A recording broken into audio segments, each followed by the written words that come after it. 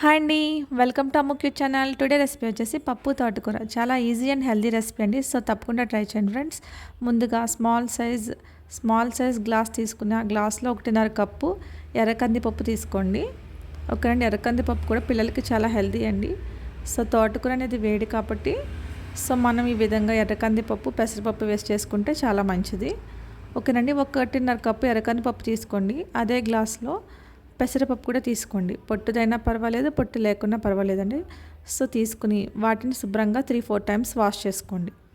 So wash చేసుకున్నాక వాటిని పక్కన పెట్టుకోండి. సో నెక్స్ట్ మనం రెడీ చేసుకున్నటువంటి తోటకూరని అందులో వేసుకోండి.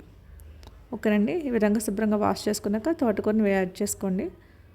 ఓకేనా ఫ్రెండ్స్. తోటకూర వేసుకున్నాక అందులో మనం ఒక టమాటాని యాడ్ చేద్దామండి కొంచెం టేస్ట్ కోసం.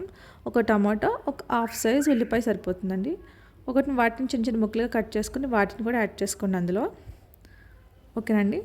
సో యాడ్ చేసుకున్నాక అందులో మనం 2 పచ్చిమిర్చి, కొద్దిగా జీలకర్ర, ఒక 4 వెల్లుల్లి రెమ్మలు తీసుకుని వాటిని కచ్చా పచ్చాగా దంచి వాటిని కూడా యాడ్ చేయండి. దీనివల్ల మనకి టేస్ట్ అనేది చాలా బాగుంటుంది.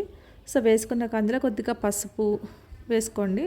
సో నెక్స్ట్ 2 గ్లాసులు వాటర్ వేసుకోండి.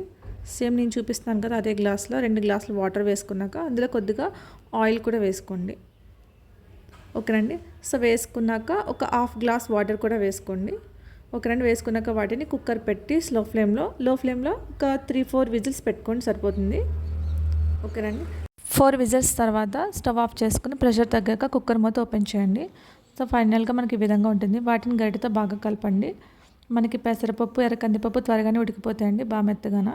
సో ఈ విధంగా బాగా కలుపుకున్నాక అందులో మనకి కొద్దిగా వాటర్ అనేది పడుతుందండి. ఒక హాఫ్ గ్లాస్ వాటర్ వరకు వేసుకోండి. అంటే మనం ఎంత జోరుగా అయితే తింటామో అంతవరకు మీరైతే వాటర్ వేసుకోండి. ఓకేనండి. ఈ విధంగా వాటర్ వేసుకున్నాక బాగా కలుపుకున్నాక అందులో కొద్దిగా కారం, కొద్దిగా సాల్ట్ అనేది వేసుకోండి. సాల్ట్ కూడా మీరు ఎంతవరకు తింటారో అంతవరకు యాడ్ చేసుకోండి. టేస్ట్ చేసి చూడండి. సో ఈ విధంగా బాగా కలుపుకున్నాక ఒక 2 నిమిషాల పాటు ఉడికించండి లో ఫ్లేమ్లో పెట్టి. తర్వాత స్టవ్ ఆఫ్ చేసుకుని పక్కన పెట్టుకోండి. పోపు పెట్టుకోండి.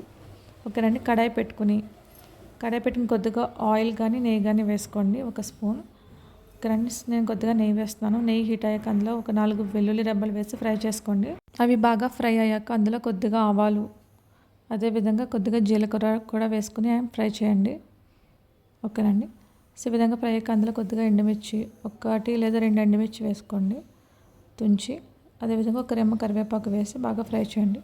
ఈ విధంగా పోపు అనేది బాగా ఫ్రై అయ్యాక మనం రెడీ చేసుకున్నటువంటి పప్పులో యాడ్ చేసుకోండి. ఓకేనండి. వీటిని బాగా కలుపుకొని వేరొక గిన్నెలోకి కానీ ట్రాన్స్ఫర్ చేసుకొని ఫైనల్గా మనకి పప్పు తోటకూర రెడీ. వీడియో నచ్చితే లైక్ చేయండి ఫ్రెండ్స్. సబ్స్క్రైబ్ చేసుకోండి. Thank you.